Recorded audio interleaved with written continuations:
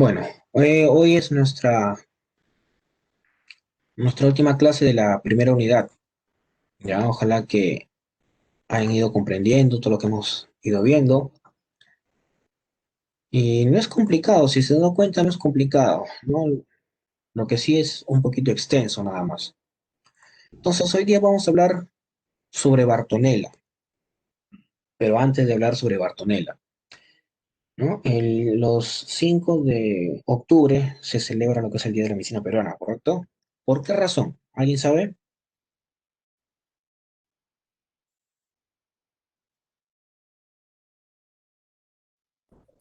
Por el héroe de la medicina de Carrión.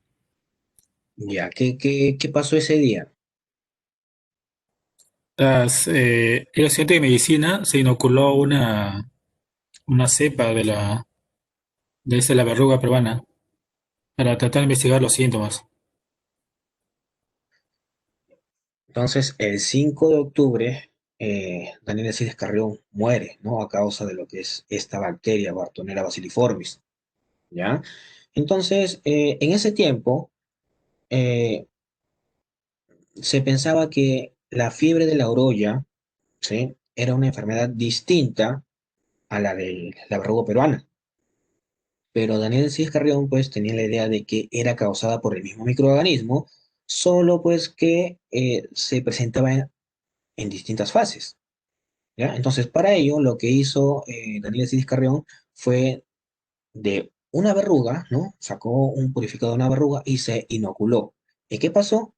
Que desarrolló los síntomas de lo que es la fiebre de la orolla y debido a eso murió, ¿no? Entonces, murió un 5 de octubre, ¿no? Entonces, debido a eso es que se celebra el Día de la Medicina Peruana.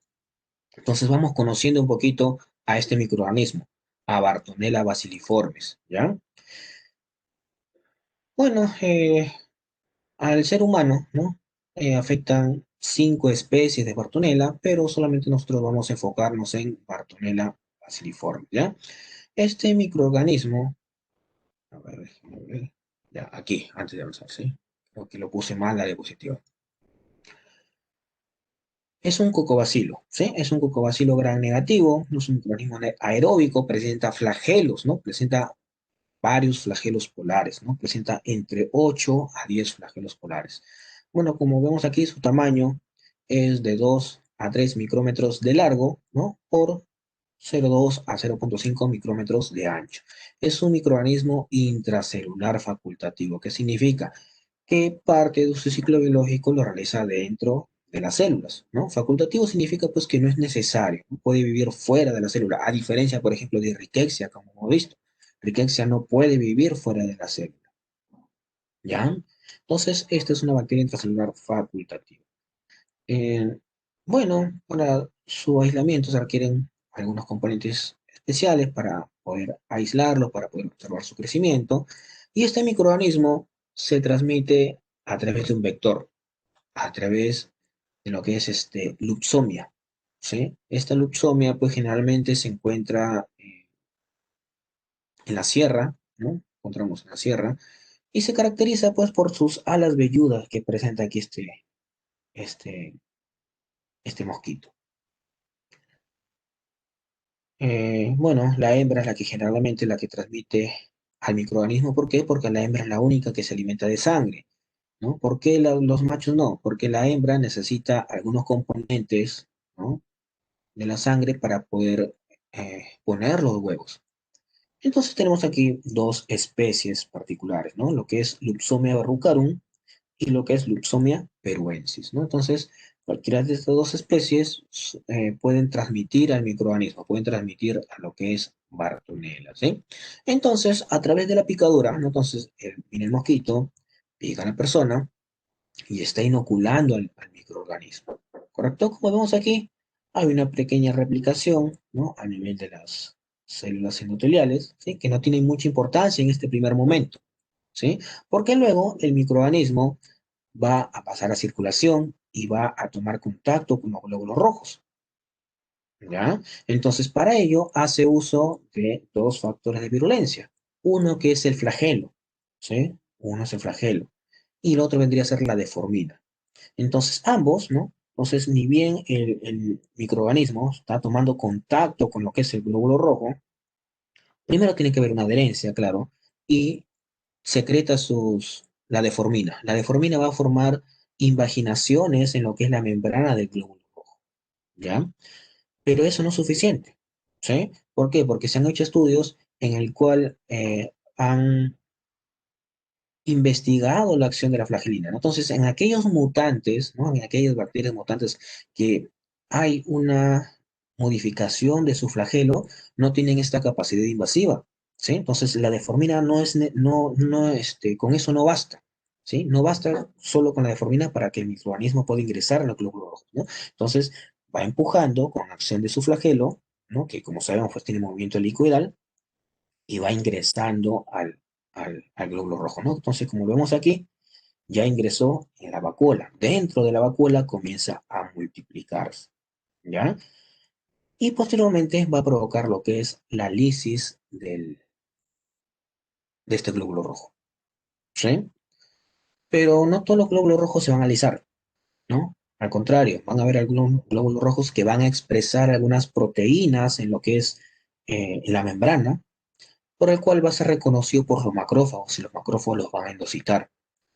Y también va a permitir que cuando estos glóbulos rojos que han sido infectados lleguen al hígado o lleguen al vaso, tiendan a ser destruidos y a su vez provoque la liberación de estos microorganismos. ¿Correcto? Luego, una vez que ya ocurrió la liberación de los microorganismos, ¿no? De los glóbulos rojos, ¿sí? Una vez que se liberaron de los glóbulos rojos, ahora van a tomar contacto nuevamente con las células endoteliales, ¿sí? Como le dije, aquí este primer ingreso, ¿no? Y esta pequeña replicación que se da a nivel de las células endoteliales no tiene mucha importancia, ¿sí? La importancia lo vemos aquí, una vez que se liberó de los glóbulos rojos, ¿sí?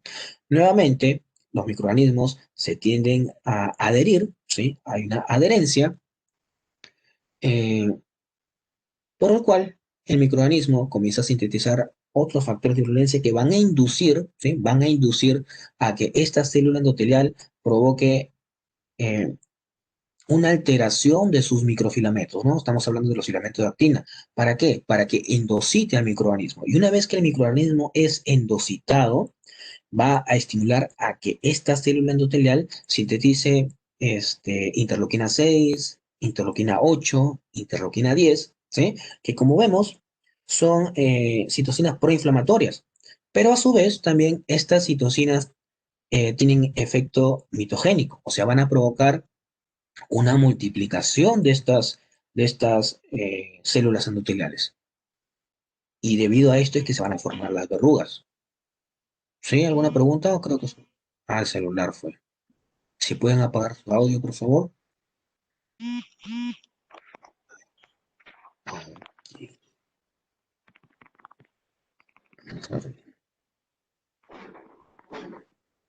¿Quién está con el audio? Ya lo vi. Vamos a silenciarlo, ¿eh? No mencionamos su nombre para que no pase vergüenza, ¿eh? Para la próxima sí, ¿eh? Ya está. Entonces, vamos a ver. La enfermedad, como les mencioné, se da en dos etapas, ¿no? Se denominan, o dos fases. Lo que es la fase anémica, ¿no? O la fase aguda. Y tenemos lo que es la fase eruptiva. ¿Sí? Vamos a ir colocándolo, ¿eh? Tenemos lo que es la fase anémica y la fase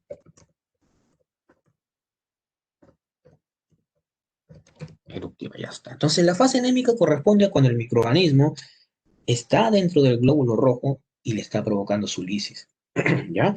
Por lo tanto, debido a los DAM que se están secretando, a la respuesta inmunológica que se está dando, porque le dije que va a haber también reconocimiento por parte de los macrófagos, ¿correcto? Entonces va a haber fiebre, va a haber malestar general, y como muchos de estos glóbulos rojos van a ser lisados o van a ser destruidos en el vaso, también se va a producir anemia.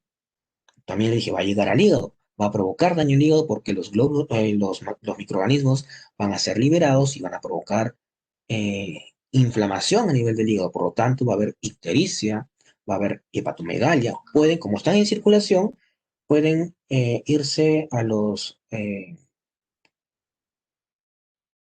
a las glándulas, ¿no? A las glándulas linfoides, y se puede producir lo que es una linfadenomegalia. Entonces, todo este proceso, ¿sí? Todo este proceso, la fase anémica, dura aproximadamente de 2 a 4 semanas, ¿sí? De 2 a 4 semanas. Pero lo que me faltó fue el periodo de incubación, ¿no? O sea, desde que ingresa el microorganismo hasta que se forman o se desarrollan estos síntomas. El periodo de incubación es de 10 a 210 días, con una media de 60 días, ¿sí? Entonces, pasado ese tiempo, recién inicia la fase anémica, ¿no? O sea, se manifiestan los síntomas, ¿correcto? Entonces, pasados esas 2 o 4 semanas que corresponden a la fase anémica, la persona entra en una fase de recuperación. Y a esa fase de recuperación se denomina lo que es una fase intercalar. Y es una fase de recuperación aparente.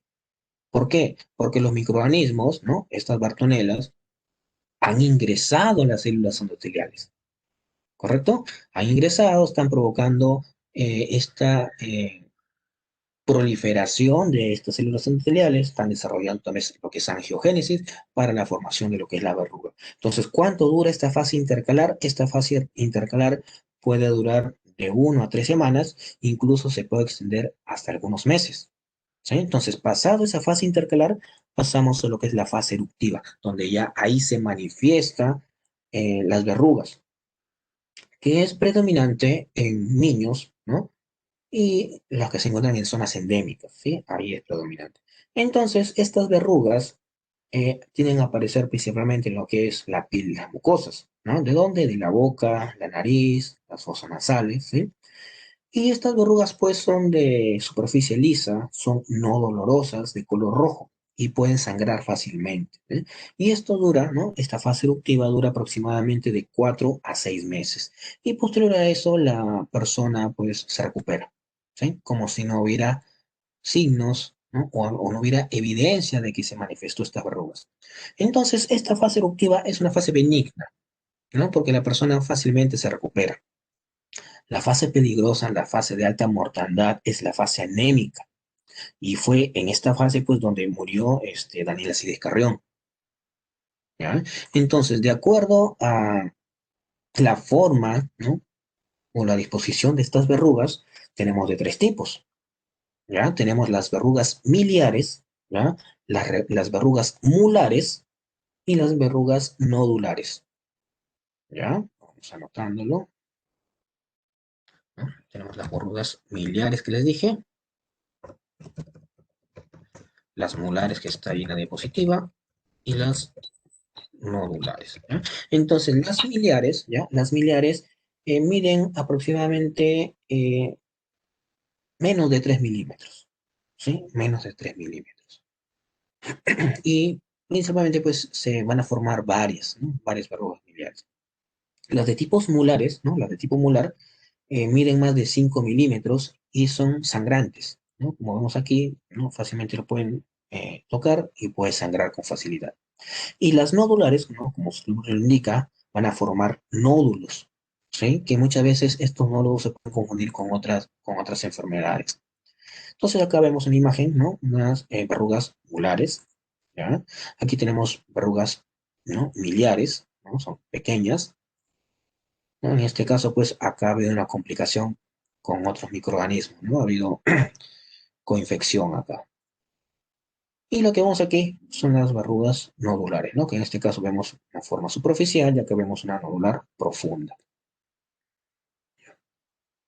¿Cómo se diagnostica? Bueno, en la fase eruptiva fácilmente son identificables, ¿no? Aquí el detalle sería identificarlo en la fase aguda o en la fase anémica. Entonces, para ello, lo que tenemos que hacer nosotros es realizar un frotis, ¿no? Sacamos sangre periférica y lo coloreamos, ¿no? Con Yensa o con Wright para poder observar a los microorganismos que se van a encontrar dentro de los glóbulos rojos, ¿correcto? Finalmente, la gota gruesa es para leishmania. No digo que no se pueda aplicar acá, ¿no? Pero principalmente para leishmania. Aquí tendremos que hacer un frotis, ¿no? No sé si ustedes han visto cómo utilizan dos láminas, ¿no? Colocan en un extremo la gotita de sangre y hacen el frotis. No, no tengo aquí una imagen, pero pueden buscarlo, ¿no? Entonces se hace esta coloración para poder observar a los microorganismos, ¿ya? A los microorganismos que se encuentran dentro de los glóbulos rojos, ¿no?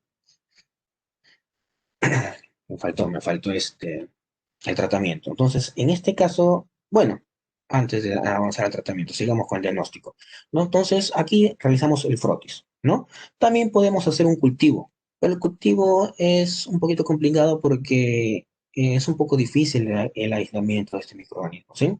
También podemos hacer la inmunofluorescencia, ¿no? Podemos utilizar el enzima inmunoanálisis para detectar anticuerpos y una vez identificado, pues, que el microorganismo es el causante de los síntomas o el causante de la enfermedad, se le da el tratamiento. Y el tratamiento va a depender de la fase, si es aguda, ¿no? O la fase eruptiva. En la fase aguda se le da cloranfenicol, ¿no? Generalmente, pues, asociado con penicilina, pero también se le puede dar lo que es el ciprofloxacin. Y en la fase eruptiva se le puede dar streptomicina, ¿sí? Se le puede dar rifampicina y también se le puede dar lo que es el ciprofloxacina, ¿eh? Ahora sí pasamos a lo que es treponema pálido. Treponema pálido, ¿no? Causante de la sífilis, ¿no? Específicamente, pues, ¿no? Género treponema, especie pálido, e incluso tenemos la subespecie, ¿no? Subespecie pálido también, ¿ya? Que es un microorganismo que va a causar una enfermedad de transmisión sexual, ¿no? Pero incubación va de 10 a 90 días, ¿no? Con una media de 3 semanas. Y la sífilis se puede manifestar como de forma primaria, secundaria, terciaria, latente o congénita. Entonces aquí nosotros vemos a la espiroqueta, ¿sí? Esta espiroqueta tiene una particularidad. Esta espiroqueta no presenta un flagelo, ¿no? Como vemos aquí, presenta un endoflagelo. ¿Recuerdan cuando la primera clase, ¿no? Cuando hablamos de flagelos, donde más o menos su estructura o la estructura del microorganismo es la siguiente. Presenta lo que es una membrana externa, ¿ya?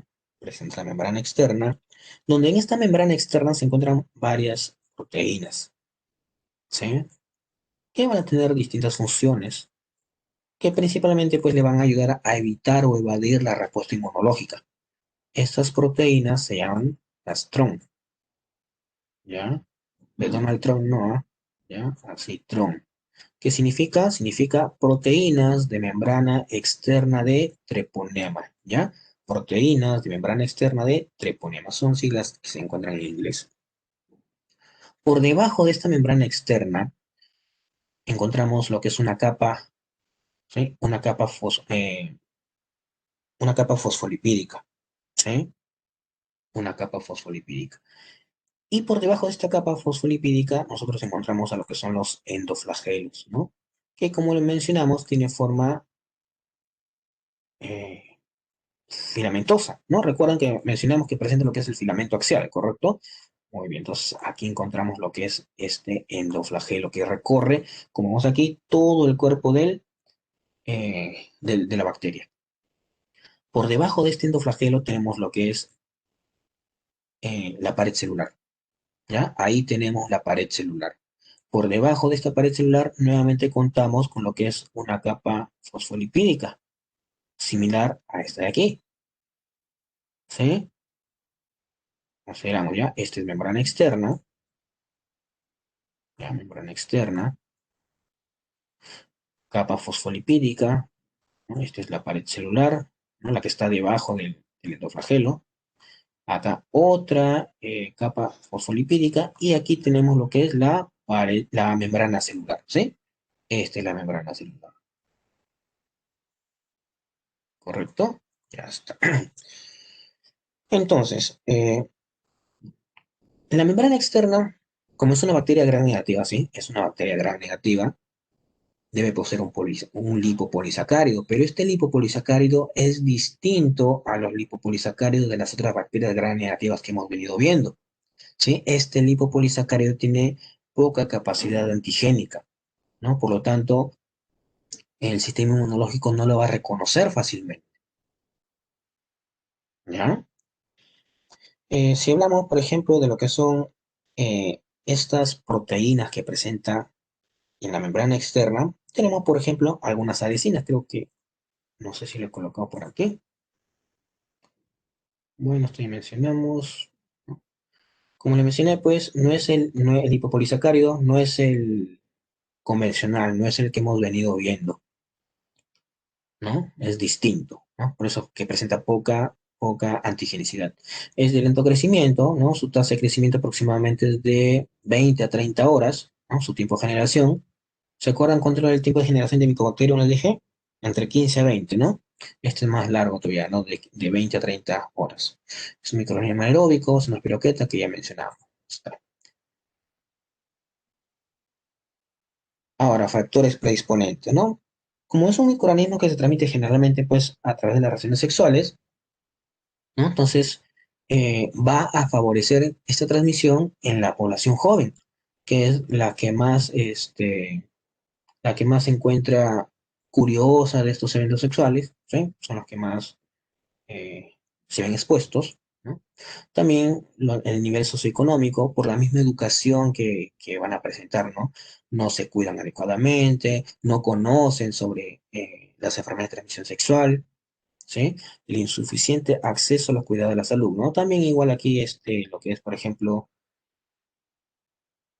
los métodos anticonceptivos, ¿no? Para evitar, en este caso, la transmisión de enfermedades, ¿no? El aumento de relaciones sexuales, ¿no? Por el uso de las drogas o por intercambio por dinero, ¿no?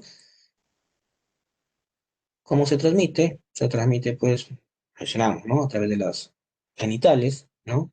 A través de las relaciones anales, a través de las relaciones orales, vía transplacentaria también se transmite el microorganismo y por transfusión sanguínea. Vamos aquí a lo que nos interesa, los factores de virulencia, ¿sí? Entonces, aquí presenta primero las adhesinas, ¿no? Estas adhesinas. El microorganismo, si hablamos de las relaciones sexuales, va a ingresar a través de algunas microlesiones, ¿no? Y una vez que el microorganismo ingresa a esas microlesiones, va a hacer uso de estas proteínas, ¿no? De la TPN83 y la TPN92, que se van a unir respectivamente a lo que es la fibronectina y se van a unir algunos carbohidratos que se encuentran en las células epiteliales, ¿no? Y le van a permitir adherirse, ¿sí? Basta que lleguen 500 microorganismos, ¿sí? Algunos textos mencionan pues de 100, ¿no? 200, ¿no? Pero en ese rango, ¿no? Hasta 500 microorganismos para que se pueda producir la enfermedad, ¿ya? También tenemos lo que es la hialuronidasa, ¿sí? Esta hialuronidasa va a permitir que el microorganismo pues vaya avanzando para que le dé capacidad invasiva, vaya degradando lo que es el ácido hialurónico que se encuentra en lo que es la matriz extracelular, ¿ya? ¿No? Como vemos, tiene baja inmunogenicidad, ¿no? Estamos refiriéndonos específicamente a esta proteína o a este lípido que es similar al lipopolisacárido, ¿sí? Entonces, cuando ingresa el microorganismo no va a ser reconocido inmediatamente por el sistema inmunológico. Llega el microorganismo, se adhiere a través de estas adhesinas, comienza a multiplicarse, comienza a invadir, y recién cuando hay una concentración entre 10 a la 4 a 10 a la 5 microorganismos por centímetro cuadrado de área superficial, ¿no? Recién ahí va a poder ser reconocido por el sistema inmunológico. Pero para eso, pues el microorganismo ya se diseminó ya, ¿sí? ¿No? Por esta baja inmunogenicidad, ¿ya? Entonces, entonces, vamos viendo, ¿no? Las etapas, ¿no? Se puede producir, como le mencioné, una sífilis primaria, una sífilis secundaria y una sífilis terciaria. La sífilis primaria corresponde específicamente a lo que es la formación del chancro, ¿sí? La formación del chancro. Pero ¿cómo se produce el chancro? Porque el microorganismo en sí no provoca esas lesiones. Las lesiones son causadas por la respuesta inmunológica, ¿ya? Entonces, el microorganismo va ingresando, les mencioné, va diseminándose, va degradando lo que es la matriz extracelular y va invadiendo tejido. Vamos a ver si lo podemos esquematizar, ¿ya? Entonces, por aquí está ingresando el microorganismo, ¿sí? Está avanzando. Por acá podemos tener acá unos vasos sanguíneos de pequeño calibre, ¿sí? Por acá llega el microorganismo, ¿sí? Para que lo puedan ir entendiendo, y se está multiplicando, ¿sí? Esta multiplicación que se está dando en estos pequeños vasos va a provocar una obstrucción. No se va a dar flujo sanguíneo. Por lo tanto, las células que se puedan encontrar por aquí no van a recibir nutrientes, no van a recibir oxígeno y van a entrar en necrosis, ¿sí? Se lisan.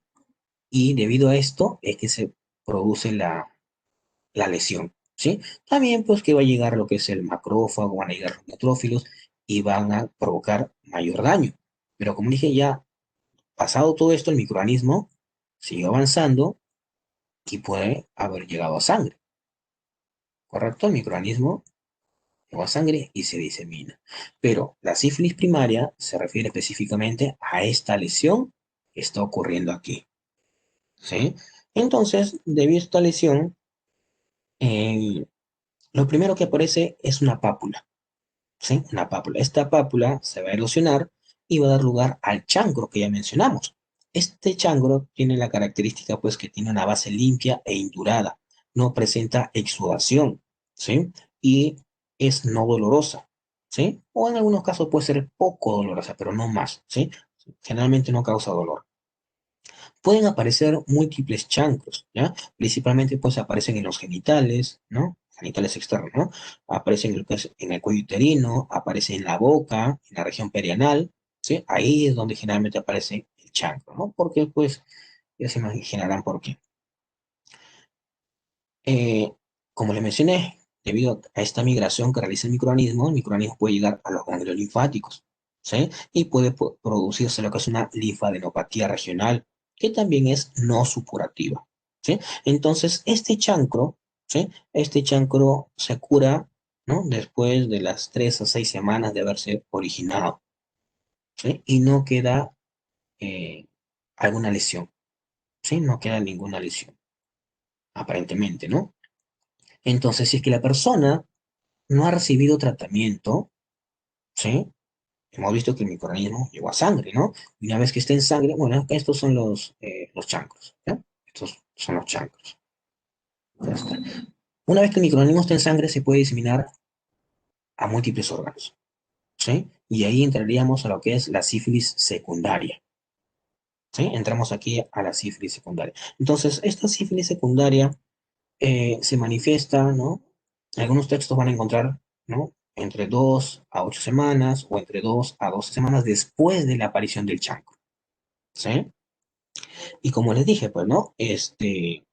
Como se disemina a múltiples órganos, no se puede diseminar a múltiples órganos, las manifestaciones pueden ser variadas, pero las más características, ¿no? Los signos y síntomas característicos de la sífilis secundaria es, ¿no? Va a haber fiebre, va a haber faringitis, va a haber artralgias, y lo característico son los exantemas, ¿sí? Los exantemas, ¿no? Exantemas maculopapulares o papulares, ¿no? Que aparecen principalmente en las palmas y en las plantas. Aparecen en todo el cuerpo, sí, ¿ah? Pero principalmente en las palmas y en las plantas, ¿ya?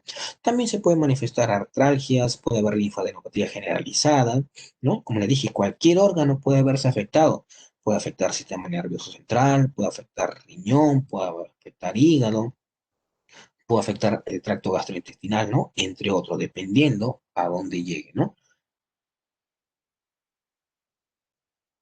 Y luego, aparentemente, la persona se empieza, bueno, acá están las imágenes, ¿no? De la sífilis secundaria, ¿no? Las lesiones exantemáticas maculopapulares. Entonces, aparentemente, la persona entra en un proceso de recuperación, ¿sí? Pero el microorganismo está ahí, está multiplicándose. Pero, ¿qué significa? Que no manifiesta síntomas, ¿sí? No manifiesta síntomas, ¿sí? Pero si nosotros realizamos un análisis, ¿no? Una prueba inmunológica, entonces no va a salir positivo, ¿sí? No va a seguir que el microorganismo se está multiplicando ahí, pero no desarrolla síntomas. Entonces, a esa etapa nosotros denominamos sífilis latente, ¿no? Que como vemos, pues eh, puede durar de 2 a 20 años, ¿sí? De 2 a 20 años. Entonces, la sífilis latente se puede clasificar, ¿no? Como sífilis latente primaria o sífilis latente secundaria, ¿sí? ¿Qué significa? Pues la primaria, ¿no? Que aproximadamente pues dura 11 meses y nuevamente se desarrollan síntomas, ¿sí? Mientras que la secundaria, pues, el proceso dura un poco más, ¿no? Un poco más. Entonces, pasado la sífilis secundaria, ¿sí? Pasado esta sífilis secundaria, se manifiesta la sífilis terciaria, que corresponde pues a una enfermedad inflamatoria poco progresiva, que puede afectar a cualquier órgano, ¿ya? A cualquier órgano. Pero lo que tiene mayor trascendencia son la neurosífilis, ¿ya? Son la sífilis cardiovascular y la formación de las gomas sifilíticas, ¿ya? Entonces, respecto a lo que es la neurosífilis se caracteriza pues porque va a haber paresia, va a haber afasia, va a haber manifestaciones psiquiátricas, ¿no? Va a haber alteraciones mentales, incluso puede manifestarse lo que es una meningitis, ¿ya? Eso es en la neurosífilis. Mientras que en lo que es la sífilis cardiovascular, puede haber lo que es una endoarteritis, puede haber aneurismas aórticos, ¿ya? Y las gomas sifilíticas se caracterizan pues por ser lesiones granulomatosas, no son dolorosas, ¿ya? Y se pueden presentar en cualquier órgano, ¿no? Porque hemos mencionado, el microorganismo está disperso por todo el organismo, pero principalmente se manifiesta en lo que es el sistema óseo, se manifiesta a nivel de la piel y en las mucosas, ¿ya?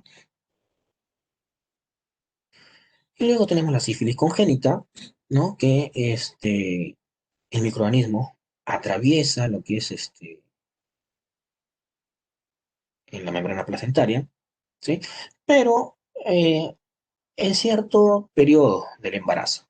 Es bien raro que se manifieste antes del cuarto mes de embarazo, ¿sí? Es bien raro, ¿no? Generalmente, pues, comienza a aparecer, ¿no? Del cuarto mes hacia adelante, ¿ya? Entonces, una vez que el microorganismo llegó al feto, bueno, puede provocar la muerte, ¿no? Puede provocarse abortos, ¿no? Puede provocar una infección neonatal si es que estamos hablando de una infección tardía, ¿sí? Entonces, este niño nace con el microorganismo, ¿sí? Y podemos tener ahí una sífilis congénita temprana o una sífilis congénita tardía. ¿Cuándo es temprana? Cuando la manifestación de los síntomas es menor a los 2 años, ¿ya? Menor a los 2 años. Eh, ¿Cuáles son los síntomas? Van a haber lesiones cutáneas, va a haber anemia, va a haber hepatosplenomegalia, va a haber afectación al sistema nervioso. ¿Por qué? Porque el microorganismo está en la sangre, ¿no? Está en la sangre de este niño y se ha diseminado pues a otros órganos, ¿no? Y la sífilis congénita tardía corresponde pues a la aparición de los síntomas mayor a 2 años, ¿ya? ¿Y qué síntomas aparecen? Aparecen, por ejemplo, una queratitis, hay deformación de huesos y hay neurosífilis, ¿ya? Vamos a ver el diagnóstico. ¿No se acuerdan cuando hablamos en la cuarta clase sobre pruebas inmunológicas? Ya. Entonces, aquí específicamente esas pruebas son las pruebas no treponémicas. ¿Por qué pruebas no treponémicas? Porque aquí lo que se va a detectar van a ser algunas moléculas que se han liberado debido al daño que han sufrido nuestras células. ¿Sí? ¿Correcto? ¿Qué moléculas principalmente? La lecitina, el colesterol, la cardiolipina. ¿Ya?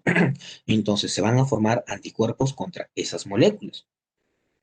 O sea, son pruebas inespecíficas.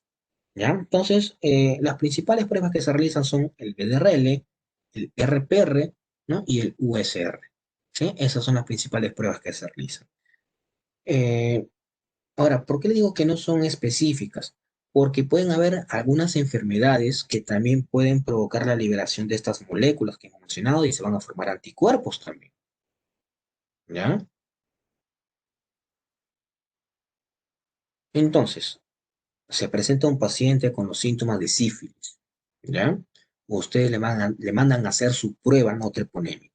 Si le sale negativo, ahí queda, ¿sí? Ahí queda, o sea, ya no hay que hacer otra prueba, al menos para descartar la sífilis. Pero si me sale positivo, ¿sí? Si es que esta prueba no treponémica me sale positivo, recién yo realizo la prueba treponémica, que esta es específica, ¿sí? Se van a formar anticuerpos específicos contra los antígenos de este microorganismo, ¿ya?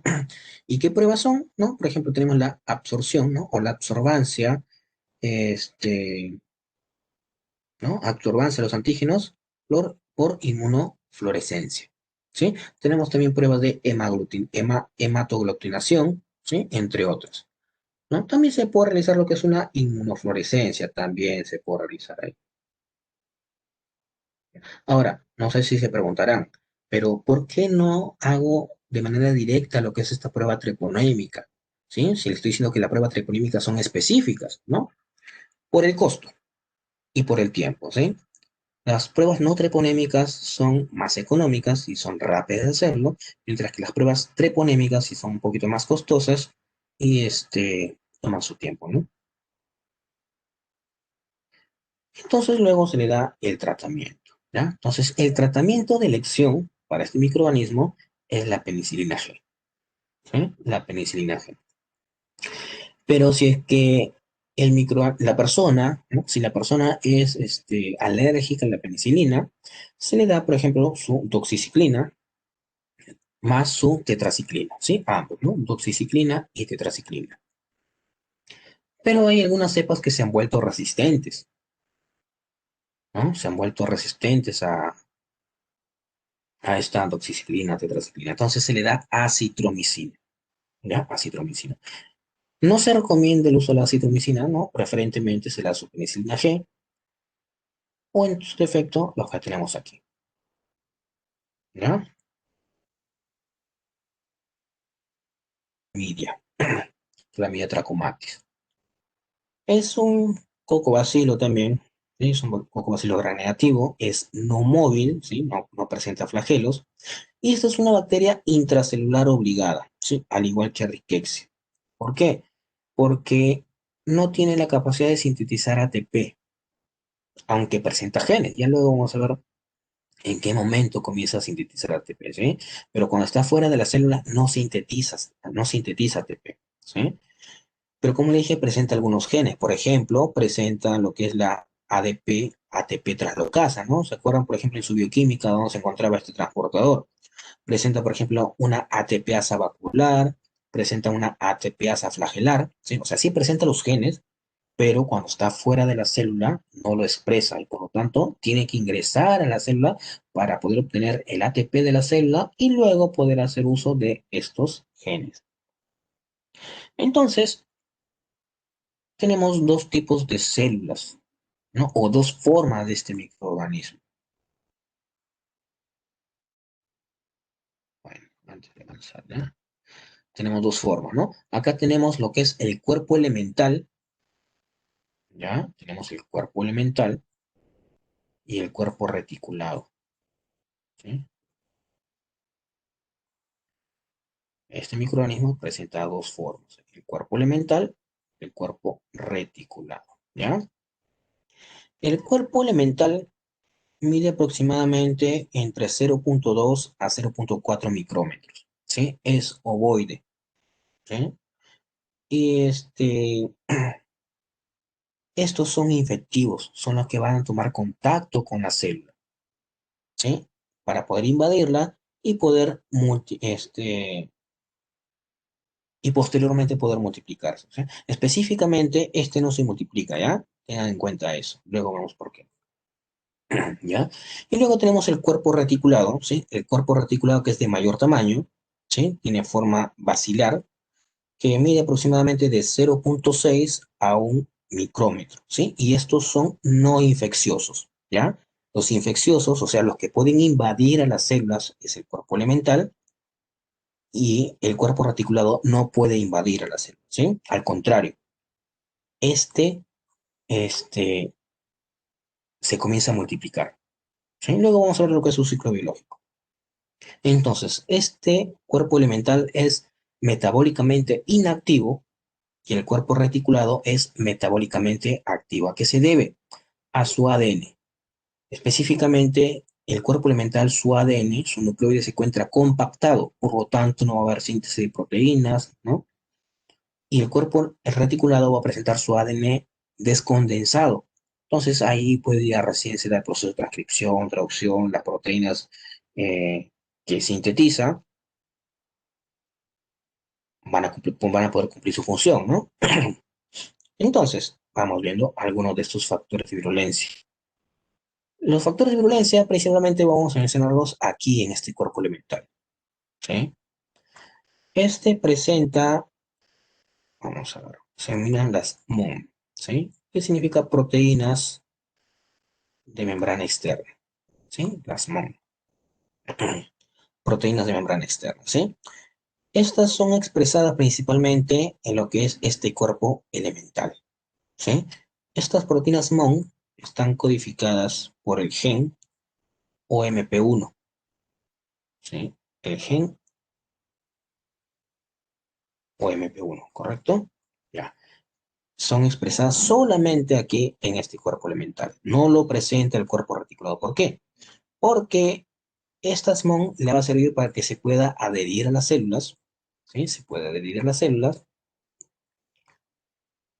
para que sea endocitado este cuerpo elemental, ¿sí? O sea, por acá tenemos una célula, ¿no? Presenta sus receptores, principalmente pues son receptores de heparansulfato que se unen a esta SMON y lo endocitan, ¿correcto?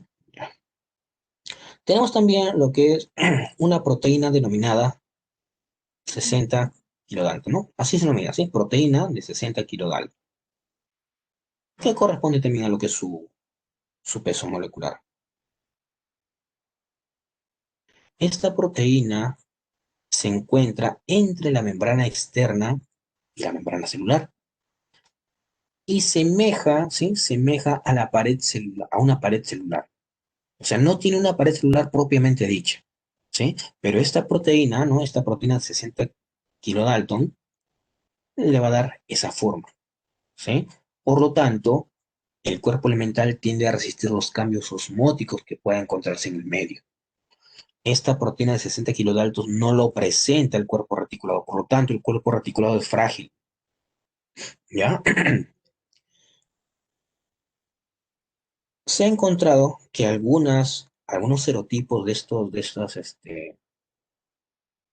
estas clamidias presentan lo que son algunas proteínas de choque térmico, ¿no? ¿Se acuerdan? Proteínas de choque térmico en VIH, ¿no? Las HCP, ¿no? La HCP 60 y la HCP 70, ¿ya?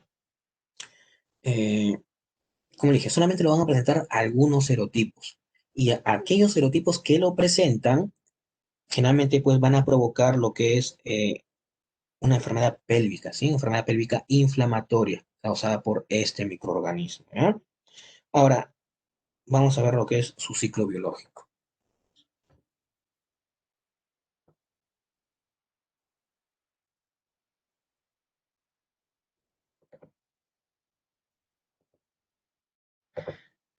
Entonces, bueno, tengamos en cuenta que este microorganismo se transmite principalmente a través de las relaciones sexuales, ¿ya? Entonces, una persona portadora, una persona enferma, transmite el microorganismo a una persona susceptible a través de las microlesiones, ¿sí? Entonces, este cuerpo elemental toma contacto, ¿sí? Toma contacto con lo que son las células, ¿ya? A través de las MON, ¿sí? Y a través del paransulfato que se encuentra en estas células, y va a inducir la endocitosis, ¿sí? Una vez que el microorganismo es endocitado, cambia su forma, ¿sí? Aquí en la vacuola, este cuerpo elemental cambia su forma a cuerpo reticulado y comienza a multiplicarse, ¿sí? Este cuerpo reticulado comienza a multiplicarse hasta que llega a cierto número y este cuerpo reticulado nuevamente se convierte en cuerpo elemental y va a provocar la ruptura o va a provocar la lisis de esta célula y va a provocar la liberación de estos para poder infectar a otras células, ¿ya? Supongamos que por aquí se liberó un cuerpo reticulado. Este cuerpo reticulado, como le mencioné, no es infectivo, por lo tanto, no va a poder ingresar a otras células, ¿sí? Solamente el cuerpo elemental. Y todo este ciclo dura, ¿no? Como vemos aquí, de 48 a 72 horas. Entonces tenemos, a ver, si me disculpan un momentito, ¿sí? Un ratito. Ya, ahora sí, disculpen, sí, aquí estaba, ya. Tenemos aquí que este microorganismo presenta 13 serotipos, ¿sí? Serotipos o serobares, ¿no? Tenemos el serotipo A, B, BA, C, ¿no? Hasta el L. Ahora, esta clasificación o esta subdivisión que se da es principalmente el, por los MON, ¿sí? Por las proteínas de membrana externa, ¿no? Donde su secuencia va a ser distinta para cada uno de estos serotipos. Y se les ha agrupado, ¿no? Dependiendo, pues, de la enfermedad que vayan a provocar, ¿sí? Por ejemplo, ¿no? Que son los serotipos A, B y C, van a provocar lo que es el tracoma, ¿sí? Los serotipos L1, L2 y L3 van a provocar lo que es el linfogranuloma venéreo, ¿sí? Mientras que los otros serotipos que ya hemos mencionado, ¿no? Bueno, que están aquí, que figuran aquí, van a producir, por ejemplo, una cervicitis, una uretritis, ¿no? Una endometritis, ¿no? Todos estas enfermedades que vemos aquí. Si hablamos, por ejemplo, de la cervicitis, esta es más frecuente en las mujeres, ¿sí? Y se caracteriza, pues, porque va a haber flujo genital, puede haber dolor abdominal, dolor pélvico, puede haber sangrado, ¿sí? También puede haber disuria. Si hablamos de la uretritis, ¿no? Este se manifiesta generalmente en los varones, ¿no? Donde el periodo de incubación es de 1 a 3 semanas, y va a haber piuria, ¿no? Va a haber disuria. Si hablamos, por ejemplo, de lo que es la conjuntivitis, aquí está, ¿no? Estamos hablando de la conjuntivitis, que puede afectar no tanto a los adultos como a los niños, ¿no? Pero si hablamos específicamente a nivel neonatal, este se comienza a manifestar de 5 a 14 días después del nacimiento, ¿sí? Entonces, estos serotipos de esta clamidia pueden encontrarse a nivel del tracto genital de la mujer, ¿sí? Que cuando van a nacer el niño a través del canal del parto, pues queda adherido a sus ojos y se produce lo que es esta conjuntivitis, ¿ya? Que generalmente, pues, esto evoluciona hacia la curación, ¿sí? No provoca mucho daño si tiene el tratamiento adecuado, ¿no? También puede provocarse una neumonía, ¿no? Neumonía también, generalmente en el recién nacido, ¿ya? Que se caracteriza porque va a haber tos persistente, va a haber polimnia, y a veces esta tos se puede tornar paroxística, ¿no? Ya saben que es paroxístico cuando hablamos de Bordetella pertussis, ¿no? Si hablamos, por ejemplo, de lo que es el tracoma, aquí, este tracoma. Este tracoma corresponde a lo que es una conjuntivitis crónica.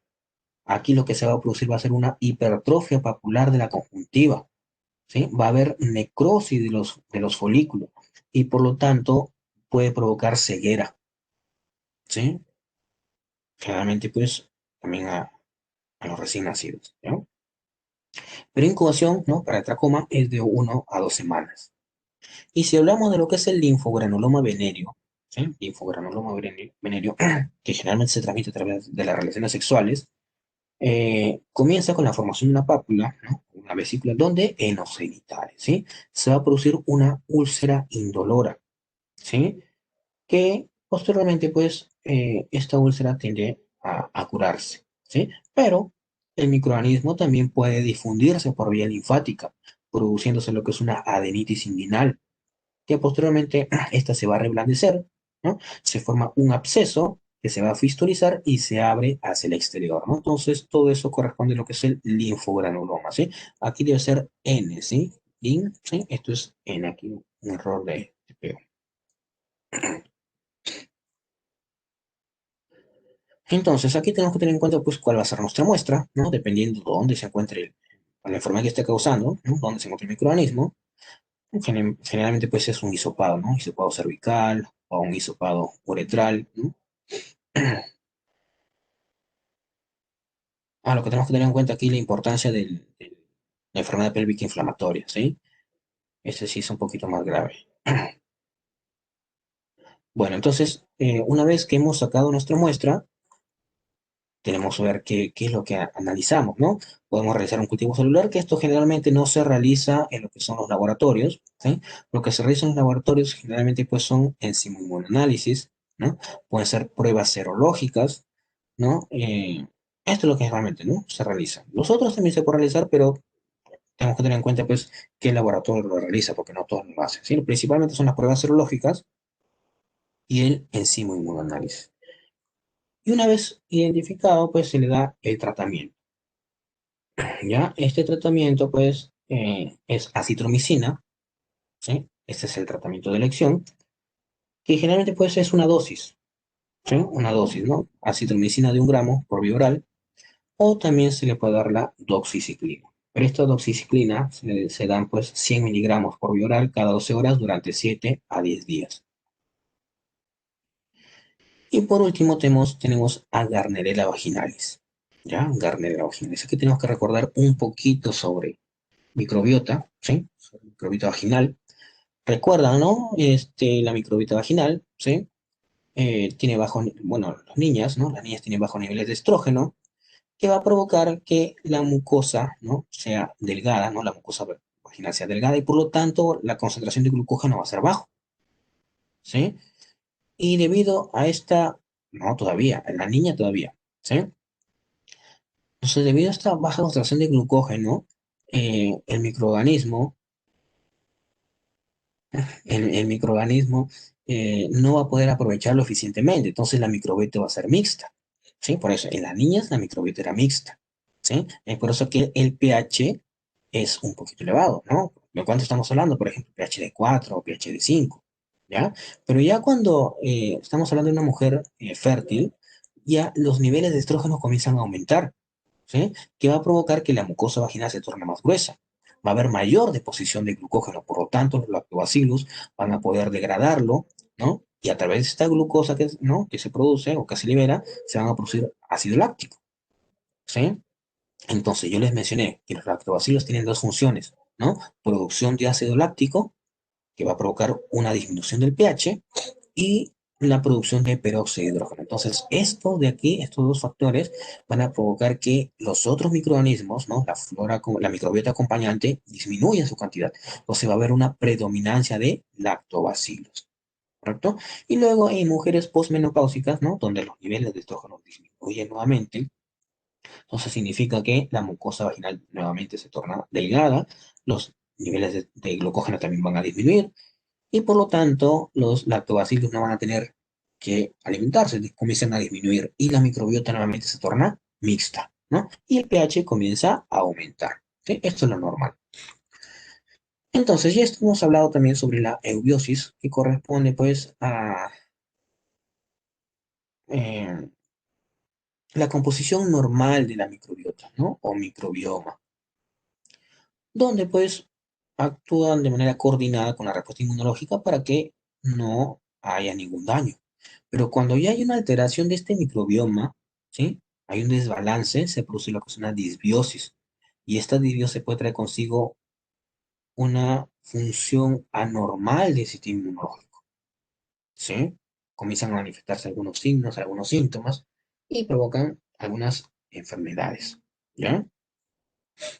Entonces, cuando disminuye la cantidad de lactobacillus, ¿no? Cuando disminuye la cantidad de lactobacillus, va a provocar la proliferación de otros, ¿sí? De otros microorganismos. Entonces, cuando se da esta alteración de otros microorganismos, ¿no? Cuando aumenta su cantidad, se produce lo que es una vaginosis bacteriana, ¿ya? ¿No? Pues como dice aquí, ¿no? La vaginosis bacteriana es el resultado de la sustitución de lactobacilos por altas concentraciones de anaerobios, ¿no? Principalmente Gardnerella, micoplasma, ¿no? Bacteroides, prebotela, entre otros, ¿no? Que ahorita vamos a ver. Entonces, antes de avanzar a esto, ¿sí? Entonces, tenemos que tener en cuenta algunos factores que van a favorecer a la vaginosis. Creo que hablamos en un caso, ¿sí?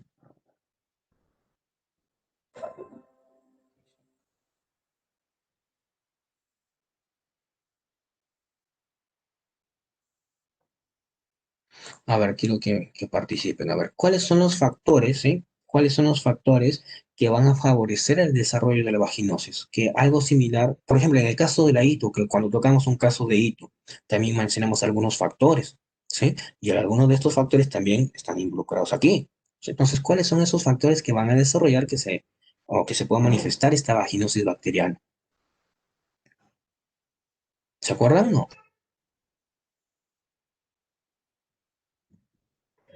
Claro, el pH aumenta, pero ¿debido a qué? Ya, tener múltiples parejas sexuales, ya, muy bien. ¿Qué más? Ya, consumo de anticonceptivos, ¿qué más?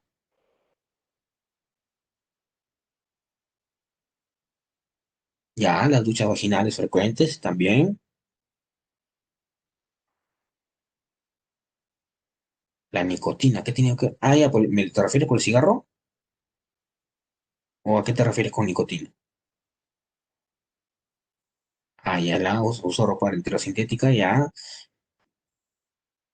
Higiene. Ya, puede ser que por la mala higiene, pues, ingresen otros microorganismos, ¿sí? Pero lo que tenemos que tener en cuenta aquí es la disminución, ¿sí? La disminución de estos lactobacillus. Entonces, por ejemplo, eh, ¿no? Las duchas vaginales va a provocar una disminución de estos lactobacillus, el consumo de anticonceptivos también va a provocar una disminución, las parejas sexuales también. El uso de antibióticos, ¿recuerdan? El uso de antibióticos de amplio espectro, claro, la ausencia natural de lactobacillus también va a provocar, ¿no? El tipo de parto. ¿A qué se refiere con tipo de parto?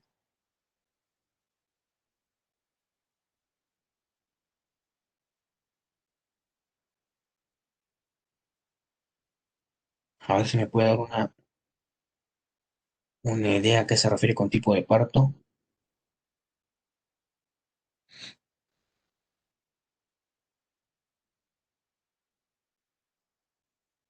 Pero ¿qué tiene que ver aquí en que disminuyan los lactobacilos ahí?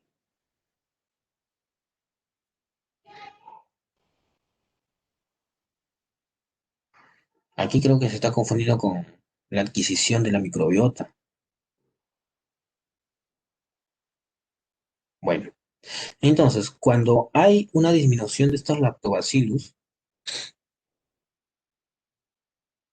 me imagino que va a ser por el uso de antibióticos que le dan. A eso se refiere, ¿no? Pero entonces estamos dentro, no, pero no es en sí por la cesárea, sino es por los antibióticos que recibe, ¿ya?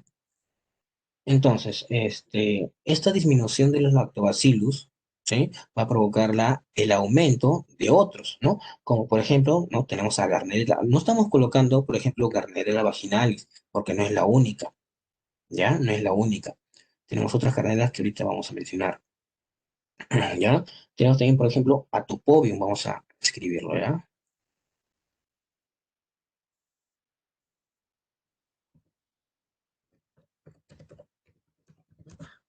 Atopobium, ¿no? Atopobium vagine, por ejemplo, tenemos lo que es Prevotella, no, ahí está Prevotella, Mobiluncus, vamos a colocar Mobiluncus, son varios, o sea, no es que Garnerella, solamente Garnerella provoque la vaginosis, ¿sí? Es un grupo de microorganismos, ¿no? Que son los que estamos mencionando aquí. Tenemos los bacteroides que también están ahí, Enterococcus, ¿no? Principalmente Enterococcus fecalis. Tenemos, por ejemplo, Fusobacterium.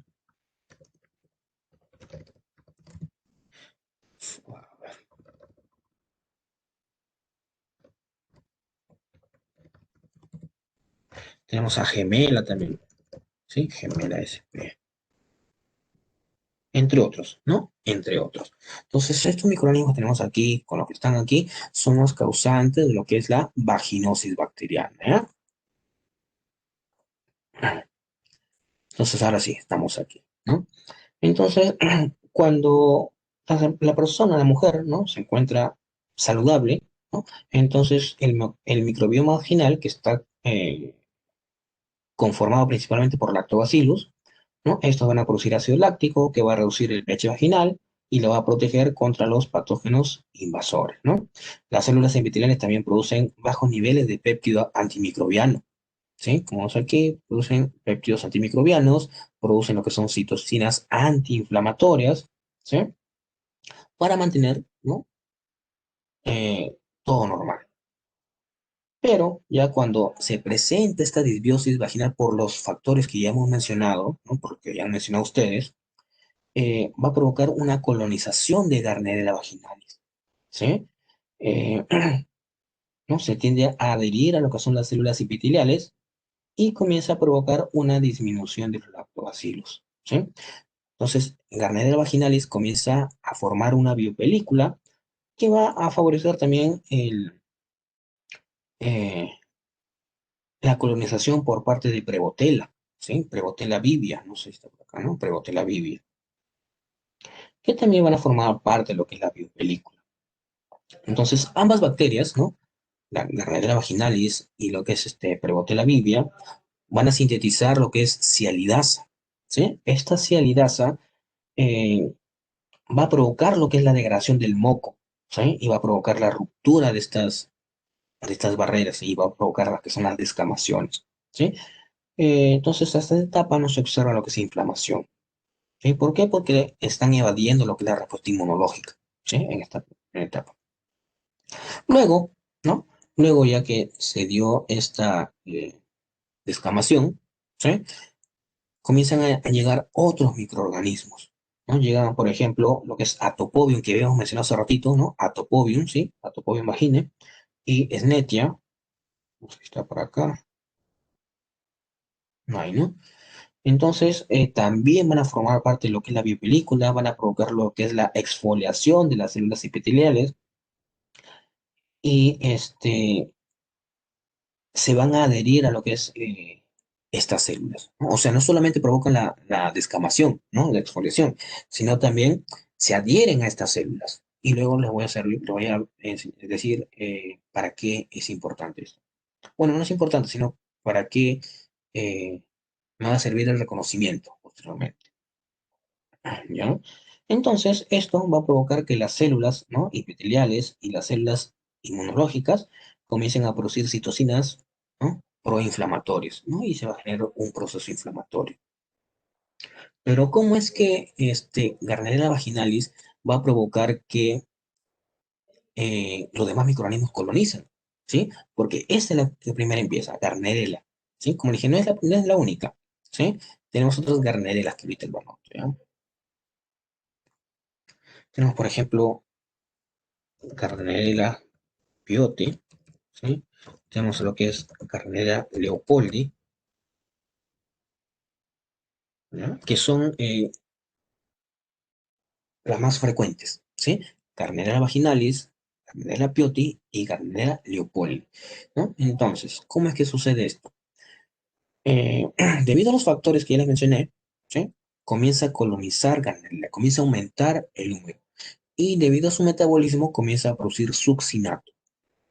¿Ya? Succinato. Y este succinato que produce Gardnerella les va a servir como nutriente para los otros anaerobios, ¿sí? Para estos microorganismos anaerobios que hemos mencionado y los que hemos mencionado anteriormente también.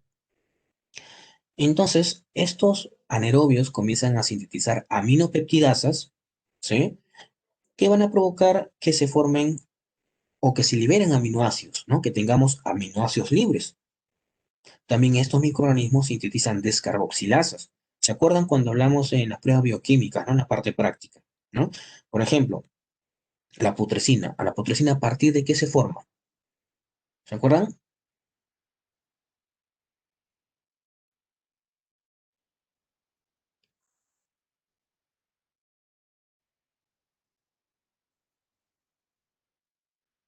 ¿No se acuerdan?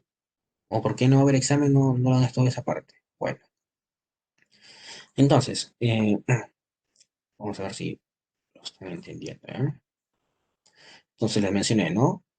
El succinato sintetizado por Gardnerella, ¿sí? Este succinato va a servir de nutriente para estos anaerobios, ¿no? Donde estos anaerobios, ¿no? Utilizan este succinato, comienzan a crecer y comienzan a sintetizar aminopeptidasas, ¿no? Los anaerobios sintetizan aminopeptidasas, ¿no? Las aminopeptidasas. Ustedes saben, pues, que estas aminopeptidasas van a actuar sobre las proteínas, ¿no? Los van a ir degradando. Y debido a eso se van a producir aminoácidos libres, ¿no? Tenemos los aminoácidos, ¿sí? Ahora, estos microorganismos, ¿no? Estos anaerobios también van a sintetizar descarboxilasas. Esas descarboxilasas van a actuar sobre estos aminoácidos. Por ejemplo, tenemos aquí la ornitina, vamos a ver si se acuerdan ya la ornitina, ¿ya? Entonces, ¿no? A partir de la ornitina, ¿no? A partir de la ornitina se va a producir, ¿no? Por sus descarboxilasas, la putrescina, ¿no? La putrescina. Muy bien. A través de la lisina, ¿no? A través de la lisina que se va a producir, ¿no? Por las descarboxilasas, las cadaverinas, ¿correcto? Las cadaverinas.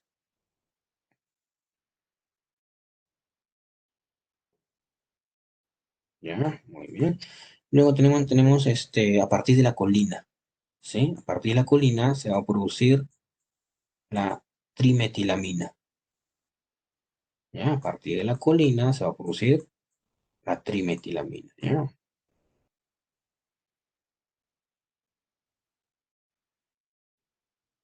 Ahí más o menos, ¿sí? Y también se comienzan a formar distintas poliamidas, ¿sí? Distintas poliamidas,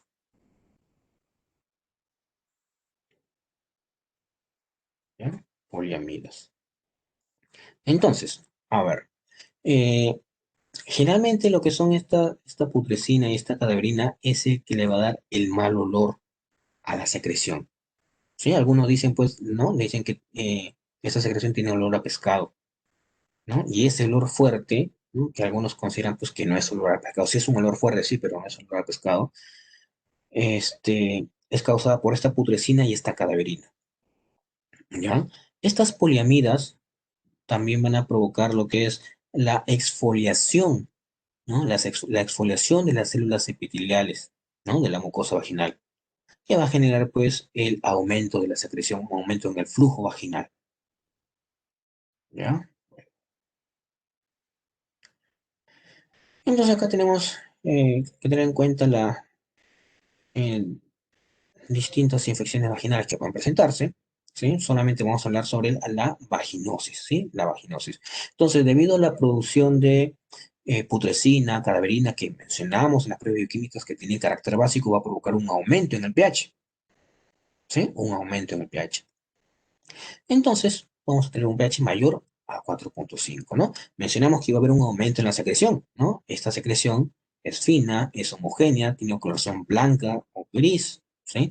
Y es adherente, ¿no? O sea, ¿no? Lo palpan, lo tocan, entonces es un poco pegajosa, ¿sí? Ahora, cuando le agregamos hidróxido de potasio al 10%, estas aminas se van a volatilizar y vamos a sentir ese olor a aminas, ¿no? Principalmente por la cadaverina. Si nosotros observamos a microscopio, ¿no? Esta secreción, vamos a observar las células clave. Ahorita vamos a ver cuáles son las células clave, ¿ya? Y no vamos a encontrar leucocitos, ¿sí? No vamos a encontrar leucocitos, ¿no? Eh, lo que le genera a los pacientes, pues, es molestia, ¿no? Por este mal olor que se genera, ¿no? Principalmente, pues, después de las relaciones sexuales, ¿no? Bueno, sigamos. Entonces, para el diagnóstico, ¿ya? Para el diagnóstico. Pero antes de hablar del diagnóstico, entonces, ¿qué es lo que le va a provocar a la mujer? ¿Sí? ¿Qué es lo que le va a provocar, no? Le va a provocar, por ejemplo, aumento en la secreción, ¿sí? Aumento de secreciones, blanca grisácea, el mal olor, ¿no? De la secreción, ¿sí? Y este puede tener algunas complicaciones, ¿no? Se puede dar, por ejemplo, aborto espontáneo, puede provocarse también lo que es la enfermedad pélvica inflamatoria, puede provocar endometritis, ¿sí? Y también puede provocar ruptura prematura de membranas, ¿sí? Pero eso son complicaciones. Lo normal vendría a ser lo que es el aumento de la secreción y el mal olor. Entonces, ¿cómo eh, determino que es una vaginosis, ¿no? Entonces, habiendo sacado la muestra, realizo lo que es un examen en fresco, ¿sí? Un examen en fresco, ¿no? En el cual, pues, puedo utilizar yo lo que es un hisopo estéril y tomo un poquito de la secreción, ¿sí? O con el espéculo también puedo sacar un poquito de muestra y lo observo al microscopio, ¿sí? Puedo realizar también una tinción de Gram, ¿sí? Para poder observar las células que pueden estar presentes ahí. Y luego, habiendo realizado esta tinción de Gram, puedo yo establecer, ¿no? O utilizar los criterios de Nugent, ¿sí? Para determinar si es que presenta o no presenta vaginosidad. Entonces, los criterios de Nugent corresponden, ¿no? A esta tablita que vemos aquí, ¿no? Donde tenemos que hacer, por ejemplo, la cantidad de lactobacillus, ¿no? La cantidad de garnidelas o la cantidad de bacilos gran variables, ¿sí? Bacilos gran, como por ejemplo Mobiluncus, ¿ya? Entonces, si es que hay abundantes lactobacillus, ¿sí? ¿no? Si hay abundante lactobacillus, eh, generalmente pues hay tablitas que posiblemente si gustan les puedo pasar posteriormente, ¿no? Entonces, si hay abundantes, le doy una denominación de 4, ¿ya? Eh, entonces, a esto yo le doy un puntaje, ¿sí? Cuando hay abundantes, yo le doy un puntaje de 0. Cuando no hay garnerelas o no hay bacteroides, entonces también le doy un valor de 0. Y cuando no hay estos gran variables, también le doy un valor de 0. ¿Sí? Ahora, si por ejemplo ya yo cuento el lactobacillus, ¿no? Y está en este rango de aquí, yo le voy a dar un valor de 2. ¿Sí? Si ya comienzo a contar lo que son carnelas y bacteroides, también le doy un valor de 2. ¿Sí? Y si yo encuentro, ¿no? Bacilos, ¿no? Gran variables, ¿no? En este rango, le doy también un valor de 2, ¿no? Entonces, ¿hasta ahí cuánto van? A 6, ¿no? 2, 2 y 2, ¿no? 6. Dependiendo el recuento que yo haga, eh, voy a tener un valor respecto a este puntaje que yo tengo aquí. Supongamos, yo cuento bacilos, ¿no? Aquí, de este valor. Entonces yo le doy un puntaje de 3, ¿sí? Si yo cuento, por ejemplo, garneras de bacterias con este puntaje, con este valor, yo le doy un puntaje de 1. Entonces 1 y 3 van 4. Y si yo le doy aquí para Mobiluncus, ¿no? O bacilos gran variables, con este valor, yo le doy un puntaje de 1, que sería 5 la suma, ¿correcto? Entonces, cuando yo considero que es vaginosis, ¿no? Cuando este puntaje, ¿sí? Cuando este puntaje está entre 0 y 3, no hay vaginosis, ¿sí? Cuando el puntaje que he obtenido yo de aquí está entre 0 y 3, no hay vaginosis. Si está entre 4 y 6, hay una posibilidad intermedia que se tendría que seguir evaluando la paciente. Y si el puntaje es mayor o igual a 7, entonces ahí sí es característico de vaginosis, ¿ya? Teniendo en cuenta estas características. También puedo utilizar lo que son los criterios clínicos de Amsel, ¿sí? Donde corresponde pues que hay descarga vaginal fina, blanca, adherente y homogénea. El pH es mayor a 4,5. La prueba de aminas me sale positiva y la observación de células clave. Entonces son 4 criterios. Si por lo menos se cumplen 2 ¿sí? De estos criterios, entonces la persona presenta vaginosis, ¿no? La mujer presenta vaginosis. ¿Y qué son las células claves ahora sí? ¿No? Estas son las células epiteliales que se han desprendido, ¿sí? Que se han desprendido producto de la exfoliación. Y les mencioné, ¿no? Hace un momento, que por ejemplo, atopovio, vagine y enetia, aparte de provocar la exfoliación, estas se adherían, ¿no? Entonces, se adhieren a las células epiteliales, ¿no? Entonces, estas células epiteliales que se encuentran adheridas con abundantes anaerobios, vendrían a ser las células clave, ¿ya? También puede estar Gardnerella, también, ¿no? Pero principalmente las que les he mencionado. Y bueno, el tratamiento. El tratamiento, como esto es un microorganismo anaeróbico, ¿sí? El tratamiento es metronidazol, ¿ya? Ese es el tratamiento de elección. Claro que también se le puede dar clindamicina, ¿sí? También se le puede dar clindamicina, pero de preferencia en lo que es el metronidazol. Bueno, ¿alguna pregunta? ¿Quedó claro? Vamos a pasar lista, ¿ya? Vamos a ver. Muy bien.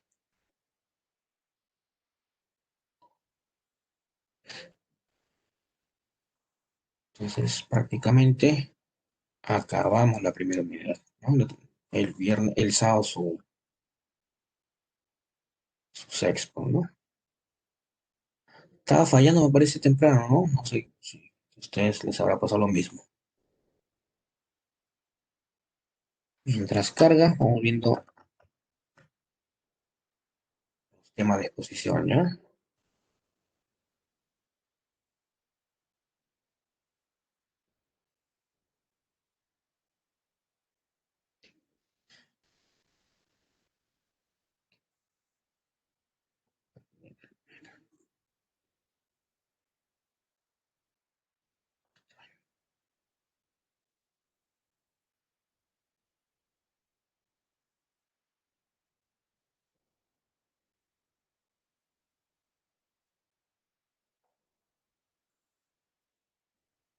Ya, a ver.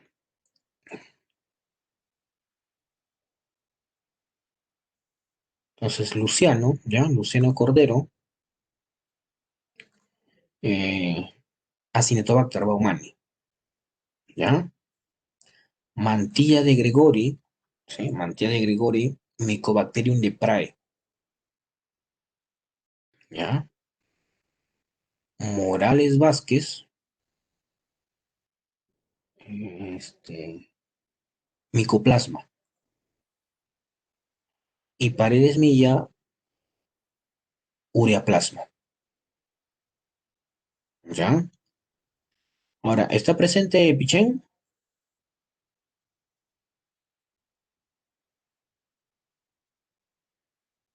Paredes Ureaplasma.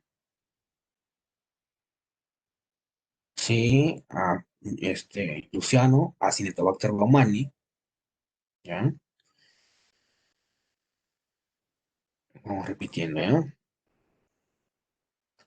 Luciano, Acinetobacter baumannii, Mantilla de Gregori, Mycobacterium leprae, Morales Vázquez, eh, Mycoplasma, y Paredes Milla, Ureaplasma. ¿Está Pichén o no está Pichén? ¿No? Porque para el grupo B tengo tres nomás. Y quería pasarlo solamente por este sábado, que Pichén vaya para el grupo B, para que puedas poner. Bueno, Pando Uceda, ya, para del grupo 2, ya, del grupo 2, Acinetobacter, ya, Acinetobacter baumannii, Quijano Paredes, Mycoplasma, ¿sí? Mycoplasma, y Rodríguez Alfaro, Ureaplasma. ¿Ya? Ahora sí, del grupo C, ¿sí? Ramírez Villavicencio, ¿sí? Ramírez Villavicencio, Acinetobacter baumannii, Rosales Celis, Mycobacterium leprae, Sánchez Narro, eh, Mycoplasma, y Yaguaná, Ureaplasma. ¿Correcto? ¿Está presente la señorita Corro? ¿Corro Vega?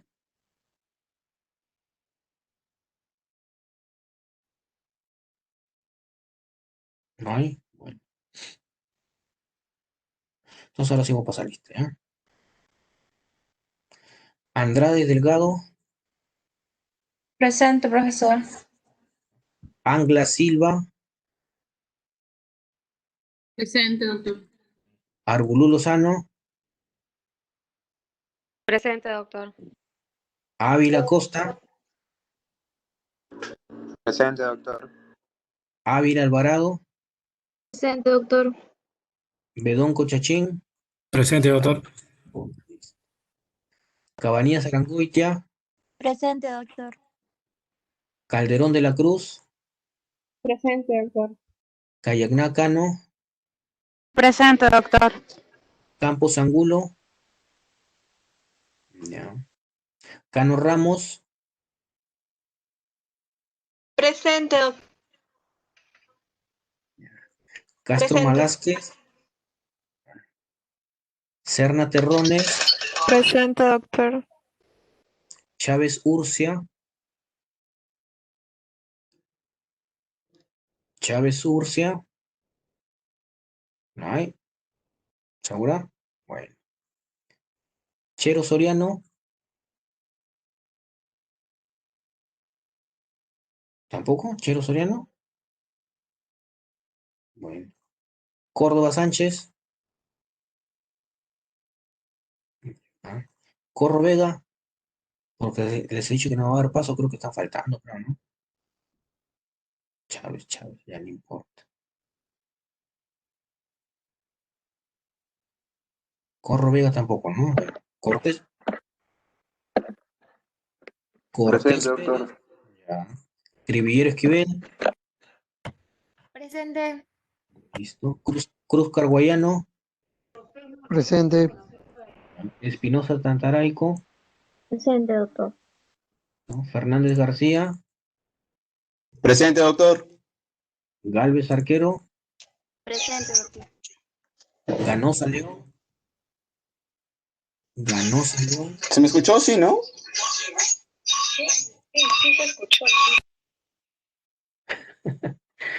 bueno, ya. Gurrianero Pinedo, Presente, doctor. listo. Ibáñez González, Presente, doctor. ¿ah?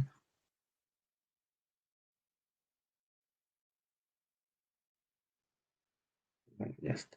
Lázaro Loyola, Presente, doctor. León Flores, ya. León Guevara, Presente, doctor. Leonardo Cuentas, Presente, doctor. Llamo Gavino, Presente, doctor. Loaiza Bulnes, Presente, doctor. Loyola Pascual, Presente, doctor. Luciano Cordero, Presente, doctor. Manrique Cortés, Presente, doctor. Mantilla de Gregori, ya. Mendoza Quijano, Presente, doctor. Morales Vázquez, Presente, doctor. Nina Quispe Salvatierra, Presente, doctor.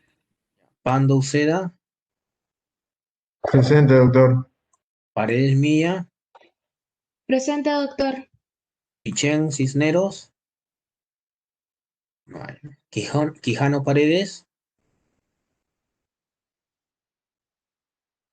ya, ahorita lo vemos. Ya, Ramírez Villavicencio, ya. Rodríguez Alfaro,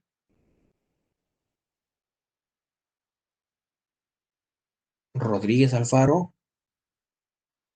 Valeria Rodríguez, levantó la mano. Bueno, ya. Rojas Medina, Presente, doctor. Rosales Elis, Presente, ya, Quincho Rodríguez. Sánchez Narro, Sánchez, ya. Yaguaná, Presente, doctor. ya. Zamora Rebasa, Presente, doctor. ya está. Entonces, a ver, Chero no hay, ¿no? Corro tampoco. Bueno, y Pichén tampoco, ya está. Entonces, la que dice su compañero, vamos a ver. Dice el mecanismo de infección. Ya. Entonces, Gardnerella, ya, se puede encontrar a nivel intestinal, ya, se puede encontrar a nivel vaginal, sí, pero en pocas cantidades, pero eso no significa que esté provocando daño, ya, porque incluso, pues, se ha encontrado incluso en niñas, ¿sí? Niñas de 5 o 10 años, eh, que presentan este microorganismo, pero no va a desarrollar la enfermedad, ya. Puede ser que, como mencionó su compañera, por mala higiene, por ahí migre el microorganismo, ya. Pero, ¿cuándo es que comienza a producirse el daño? Cuando se producen estas alteraciones que hemos mencionado, ¿no? Por aumento de relaciones sexuales, ¿no? Por múltiples parejas sexuales, uso de antibióticos, ¿no? Todo eso va a provocar un cambio en el pH, una disminución de estos lactobacilos que va a provocar que Gardnerella vaginalis comience a colonizar, ¿sí? Y cuando Gardnerella vaginalis o las otras Gardneras que hemos mencionado comienzan a aumentar en número, comienzan a producir lo que es el succinato, ¿ya? Y este succinato va a servir de alimento para las otras bacterias, ¿no? Para Mobiluncus, para Atopobium, ¿no? Para Enterococcus, ¿no? Para Prevotella, ¿no? Le va a servir de nutriente, ¿sí? Comienzan a multiplicarse, comienzan a aumentar el número de estos anaerobios, porque son anaerobios, y comienzan a producir aminopeptidasas. Y esas aminopeptidasas, como les dije, eh, van a degradar proteínas, van a producir aminoácidos libres, por lo cual los microorganismos también sintetizan descarboxilasas. ¿sí? O sea, que van a quitar el grupo carboxilo de estos aminoácidos y, por ejemplo, de la ornitina van a producir putrescina. De la lisina van a producir cadaverina. De la colina van a producir trimetilamina, ¿no? Y de otros compuestos comienzan a producir otro tipo de amidas, que en conjunto se denominan poliamidas. Entonces, como le mencioné, la putrescina y la cadaverina y la trimetilamina van a provocar un aumento del pH, ¿sí? Un aumento del pH, ¿sí? Este aumento del pH va a provocar aún más que continúen con su crecimiento, porque se encuentran en un nicho adecuado para su desarrollo de estos microorganismos, ¿sí? Entonces le mencioné, ¿no? Eh, la putrescina y la caverina son las que van a generar mal olor, ¿no? Las poliamidas, ¿no? Las poliamidas de estos anaerobios van a provocar lo que es una exfoliación de estas células epiteliales y aparte tengamos en cuenta de estas cialidasas, ¿sí? La cialidasa sintetizada por Gardnerella vaginalis y Prebotella vivia, que van a degradar el moco, favoreciendo aún más lo que es la exfoliación, ¿no? La descamación. Y esto va a ocasionar lo que es el aumento en el flujo vaginal. ¿Ya? Tengamos en cuenta que, bueno, no hemos mencionado algunos factores de violencia que presenta la Gardnerella, ¿no? Como por ejemplo presenta una hemolicina, presenta una vaginolicina que va a causar lisis también de las células epiteliales, ¿ya? Y va a provocar un proceso inflamatorio que lo estamos viendo aquí, ¿no? También la generación del proceso inflamatorio. Entonces, todo eso conduce a, a los síntomas de una vaginosis, ¿sí? O sea, como les mencioné, no es que Gardnerella solito actúe, ¿no? Actúa en conjunto con los otros microorganismos anaerobios. ¿Sí? ¿Quedó claro?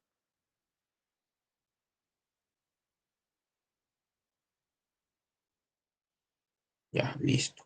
Ya, pues muchachos, ¿sí? Nos quedamos ahí hasta el sábado, ¿no? Sábado nos estamos comunicando, cuídense, descansen. Hasta Doctor, luego. ¿Sí? doctor, disculpe, ¿cómo esta semana va a dejar tareas Ah, normal? sí, sí, ahorita lo habilito. ¿Va a ser el mismo de la semana pasada o va a ser uno No, nuevo? la semana pasada ya fue, ya fue. La semana pasada ha sido de la semana pasada. Ah, ya, entonces va a ser uno nuevo. Claro. Ya, está bien, doctor. Gracias.